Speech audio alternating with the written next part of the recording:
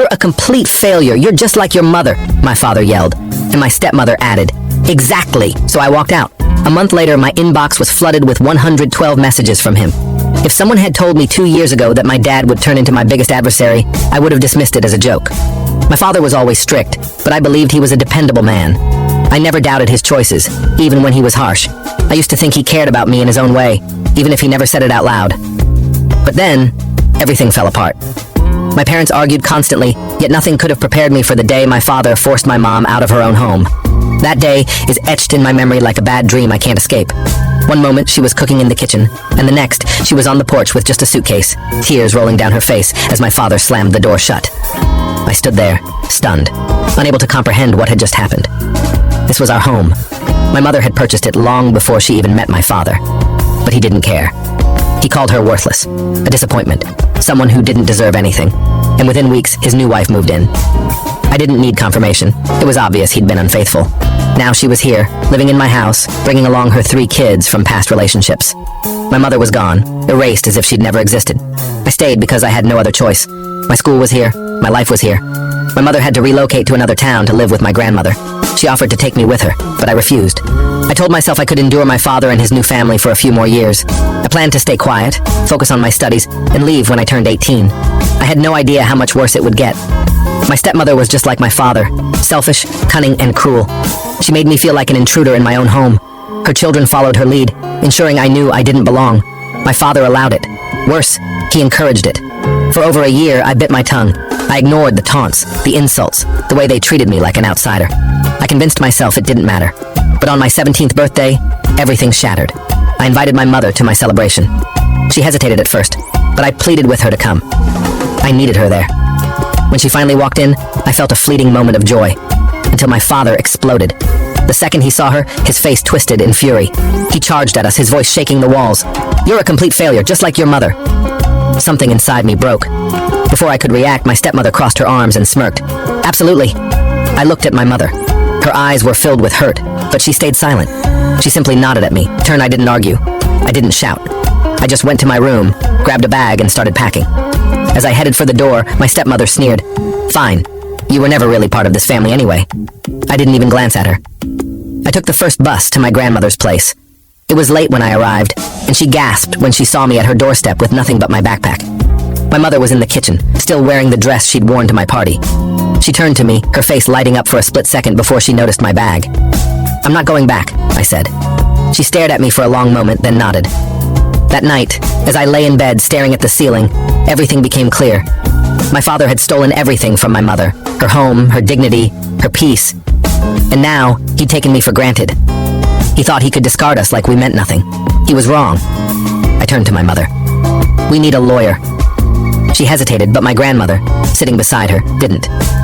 "He's right," she said. "It's time." We began preparing. It took weeks, but we were ready. When I finally sent the message, I felt a surge of strength I hadn't felt in years. "We're taking legal action. You'll hear from our lawyer soon." I set my phone down and exhaled. Then the notifications started. Buzz, buzz, buzz. I picked up my phone. The screen was filled with alerts, 112 messages, all from my father. At first, I just stared, numb. Then I scrolled. The first few messages were predictable. "You ungrateful brat. After all I've done for you, this is how you repay me? You think you can run off and side with that failure of a mother?" I kept scrolling. The messages grew angrier. "You're making a huge mistake. You don't know what you're doing. You'll regret this." Then suddenly his tone shifted. "Let's talk, son. You don't have to do this. Come home. We can work it out." I scoffed. Classic. First rage, then manipulation. I didn't reply. Then the threats began. "You have no idea what you're getting into. Do you really think you can win? You're a foolish kid, and your mom's even dumber." I locked my phone and set it aside. My hands trembled, not from fear, but from anger. He still thought he could scare me, like I was some child seeking his approval. I walked into the kitchen, where my mother and grandmother sat. I placed my phone on the table. "He knows," I said. My grandmother picked it up, read the messages silently, and handed it to my mom, who frowned but wasn't surprised. "He's desperate," my grandmother said. I nodded. "Good." Then my phone rang. I didn't need to look to know who it was.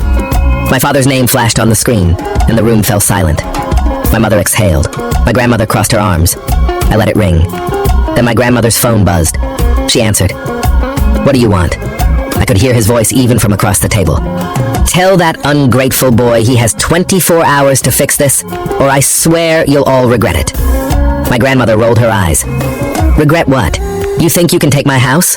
You think a lawsuit will work? I own this place now, and if he thinks he can crawl back when he realizes his mistake, tell him there will be no home to return to. I snatched the phone from her. I don't want your house, I said. I want you out of it. Silence. Then my father laughed. You're a fool, he said. This will ruin you. Then he hung up. I set the phone down. My mother looked at me. Are you sure about this? Yes, I said. I was done staying silent. 2 days later, my stepmother texted me. You think you're clever? You're just like your mother, a pathetic, bitter loser. I rolled my eyes and ignored her. Then my stepbrother joined in. You really think you can kick us out?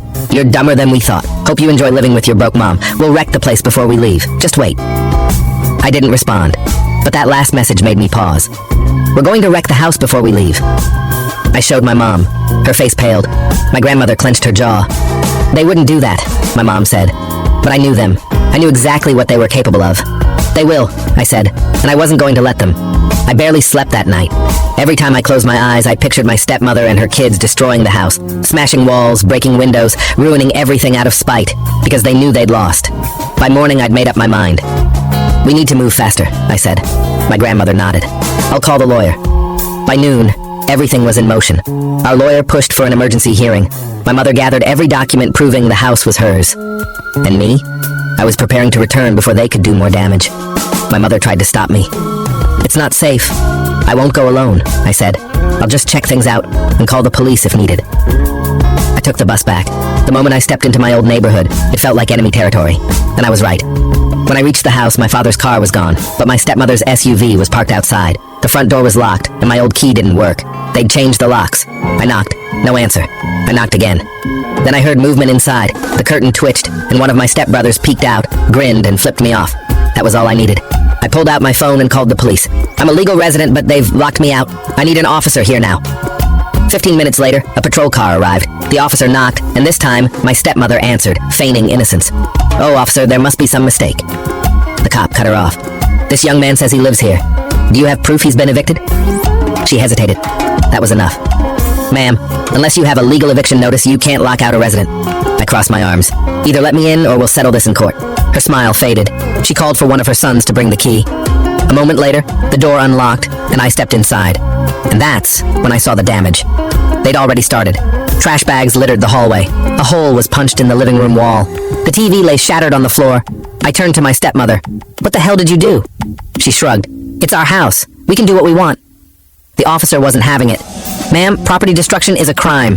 She paled, then forced a smile. Oh, that? Just an accident. I pulled out my phone and took pictures. Really? What about the rest? I stormed into the kitchen. Cabinets were torn off. The fridge door hung open. Food spilled everywhere. Countertops were scratched up like someone had taken a knife to them. I ran upstairs. My old room was destroyed. My mattress was flipped. My desk broken in half. Worst of all, the window. Shattered.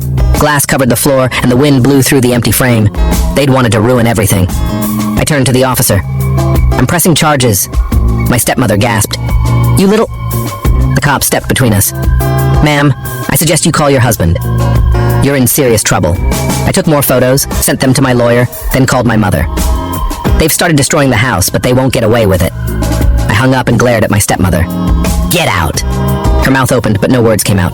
For the first time, she wasn't in control, and it was only going to get worse. She looked at me like she wanted to kill me, but she knew she'd lost. The cop was there. I was recording, and I had all the evidence I needed. Then, right on cue, my father's car pulled in. I stepped onto the porch as he got out. The moment he saw the officer, his face darkened. His eyes darted to me, then to my stepmother behind me. What's going on? He barked. The officer turned to him. Sir, your wife and children have caused significant property damage. We have evidence, and your son wants to press charges. My father's face twisted. He turned to me. You're doing this to your own family? I almost laughed. My family? These people aren't my family. My family is waiting for me at my grandmother's house. This isn't your house, I said. It never was. And now you're going to pay for what you've done. My father stepped toward me, but the officer cleared his throat. Sir, I suggest you calm down. For the first time in my life, my father looked uncertain. That flicker of doubt in his eyes. Priceless. Then his phone buzzed. He pulled it out, and I watched his face fall. He read the message, then clenched his jaw. What? My stepmother asked, stepping forward. What happened? He ignored her, glaring at me instead. Do you have a lawyer? I smiled. Not just a lawyer, the lawyer.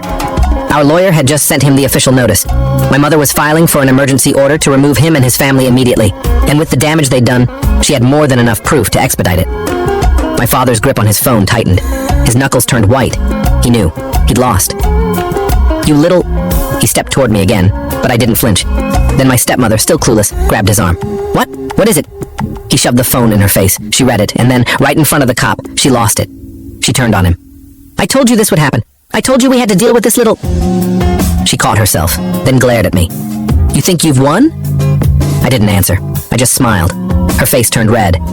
She whirled back to my father. Fix this. He ran a hand through his hair, muttering. It's not that simple. The panic in her eyes was unmistakable. She'd been comfortable, thinking this house was hers. The thought of losing it, of losing the life she'd stolen, was too much. Where will we go? She hissed. Not we, I said. They. That was the first crack.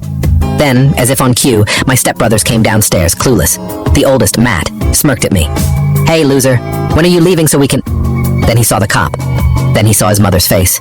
Then he saw my father, looking like his world had collapsed. What's going on? No one answered. So I did. You're all being kicked out.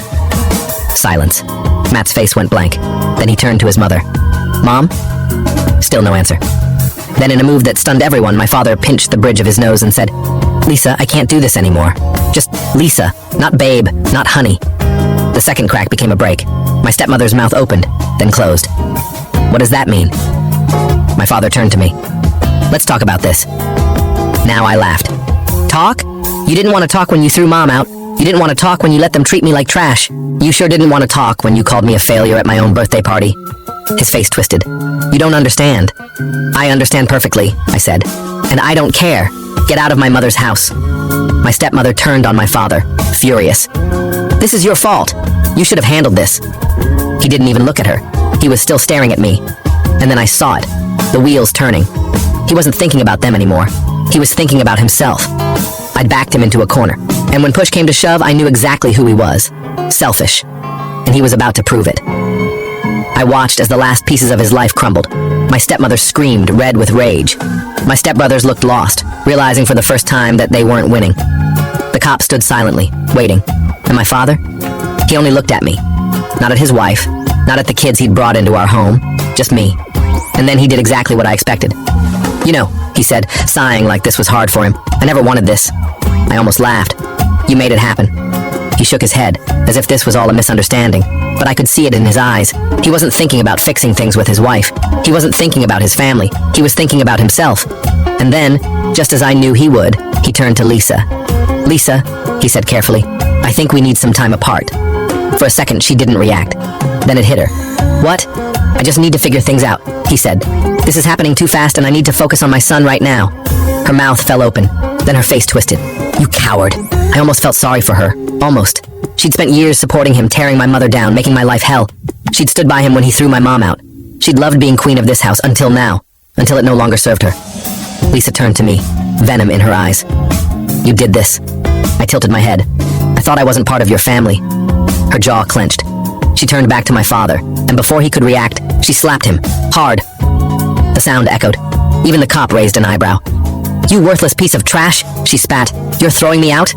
After everything? He didn't answer. Because she was right. She'd helped him destroy my mother's life, thinking he'd always have her back. But now that everything was falling apart, he was ditching her, just like he'd ditched my mom, just like he'd abandoned me. Lisa stepped back, shaking. She turned to her sons. We're leaving. My father shifted. Lisa, don't be like this. Go to hell, she snapped. She stormed past him, yelling at her kids to pack. My stepbrothers hesitated, looking between me, my father, and their mother. Then they realized their cushy life was over and ran upstairs. I turned to my dad and shook my head. Wow, you really did it. You threw them away too. For the first time, he looked tired. Not angry, just tired. I just want things to be good again, he muttered. I almost laughed. You wanted things to be easy. You didn't care who you hurt as long as you got what you wanted. His hands clenched. Let's talk about this. Talk about what? I said. You didn't want to talk when you kicked Mom out. You didn't want to talk when you let them treat me like garbage. You didn't want to talk when you called me a failure at my own party. His face twisted. You don't understand. I understand perfectly, I said, and I don't care. Silence. For the first time in my life, my father had nothing to say. Finally, he exhaled sharply. Look, can I stay with you and your mom for a while, just until I figure things out? I actually laughed. You're joking! His face hardened. I'm still your father. No, I said, shaking my head. You stopped being my father the day you chose her over us. His mouth opened, then closed. He had nothing. I pulled out my phone, scrolled to his contact, and blocked him. Then I turned, walked down the steps, and didn't look back. A week later, my mother and I moved back in. The house was a wreck, but it was ours again. We spent days repairing the damage, painting over the scars, replacing broken windows, making it a home again. And my father? He had nowhere to go. Lisa wouldn't take him back. His so-called friends vanished the moment he had nothing to offer. No fancy house, no cushy life, no fake family. And me? I never spoke to him again. For the first time in years, I felt free. If you enjoyed this story and felt the emotions behind it, don't forget to give it a like, share it with others, and subscribe to the channel for more real-life experiences and heartfelt stories. Your support means the world, and it helps us bring more content like this to you. Thank you for watching, and I'll see you in the next video.